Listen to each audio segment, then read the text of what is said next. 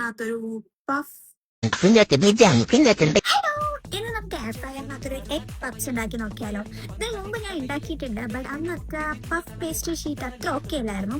ഇന്ന് പുതിയൊരു puff pastry sheet ഇട്ടിട്ടുണ്ട്, അത് വെച്ചിട്ട് നമുക്കൊന്ന് ട്രൈ ചെയ്ത് നോക്കാം. ഇപ്പൊ ഞാൻ എഗ് അത് അവിടെ ബോയിൽ ചെയ്യാൻ വെച്ചിട്ടുണ്ട്, പിന്നെ ഓണിയൻ കട്ട് ചെയ്യാൻ വേണ്ടിയിട്ട് ഇവിടെ എടുത്ത് വെച്ചിട്ടുണ്ട്. ഇതാ എൻ്റെ എഗ് ഇവിടെ ബോയിലായിക്കൊണ്ടിരിക്കുകയാണ്. കുക്കിങ്ങിൽ ഞാനൊരു കില്ലാടിയാണോ എന്ന് ചോദിച്ചാലല്ല, ചിലത് ശരിയാവും, ചിലത് ശരിയാവില്ല, ചിലപ്പോൾ പാളിപ്പോകാറുമുണ്ട്. അപ്പം ഞാൻ പറഞ്ഞ പഫ് പേസ്ട്രി ഇതാണ്, സ്പിറ്റ്സിൻ്റെ പഫ് പേസ്ട്രി. ഇതിന് മുമ്പ് ഞാൻ വേറൊരെണ്ണം വാങ്ങിയത് അങ്ങോട്ട് പഫായിട്ട് വന്നില്ല. ഇനി നമുക്ക് സവാള കട്ട് ചെയ്യാം.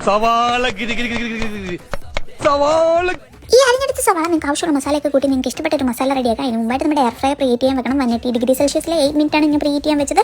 അതിന് ശേഷം നമ്മുടെ പഫ്സ് ഒക്കെ റെഡിയാക്കി എടുക്കണം. ആ പഫ് പേസ്ട്രിയിൽ ഈ മസാല എഗ്ഗും കൂട്ടി നിങ്ങൾക്ക് ആവശ്യമുള്ള ഷേപ്പിൽ നിങ്ങൾക്ക് മടക്കിയെടുക്കാം. എനിക്ക് അറിയാൻ പറ്റുന്ന പോലെ ഞാനത് മടക്കി എടുത്തിട്ടുള്ളൂ. അതിന് മുകളിൽ ഒരു എഗ്ഗ് ജസ്റ്റ് ഒന്ന് കോട്ട് ചെയ്തിട്ട് എയർ ഫ്രയറിൽ വീണ്ടും ഒരു 180 ഡിഗ്രി സെൽഷ്യസിൽ ഒരു 15 to 20 മിനിറ്റ്സ് വെച്ച് കഴിഞ്ഞാൽ നമ്മുടെ പഫ്സ് റെഡിയാവും. ഇത് ചെറുതായിട്ടൊന്ന് ഒട്ടിപ്പോയി ലുക്കിൽ നിന്നും നല്ല ടേസ്റ്റ് ഉണ്ടായിരുന്നു. അത് നമുക്ക് സോസും കൂട്ടി ഞം ഞം ഞം ഞം. സംഭവം സിമ്പിളാണ്. ഇത് ചെയ്ത് പഠിച്ചാൽ നിങ്ങൾക്ക് നാളെ ഒരു പ്രോ പഫ് മേക്കർ ആവാം. അപ്പം ശരി, എനിക്ക് ബൈ. ഞാൻ പോകുന്നു. ബൈ.